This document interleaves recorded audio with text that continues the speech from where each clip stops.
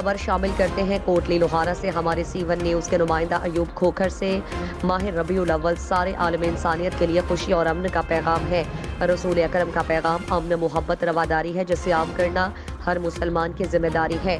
ان خیالات کا اظہار اسپائر کالج کوٹلی لوہارا کے پرنسپل عدنان احمد صدیقی نے کالج میں میلاد مصطفیٰ کے سلسلے میں منعقدہ تقریب سے کیا۔ انہوں نے کہا کہ نبی کریم ہر مسلمان کے دل میں بستے ہیں، اسوہ حسنہ ہمارے لیے بہترین نمونہ ہے۔ اسلام اور قرآن ہمیں نبی رحمت کی وساطت سے ملا جو قیامت تک کے مسلمانوں کی رہنمائی کا ذریعہ اور فلاح و نجات کا حقیقی ضامن ہے۔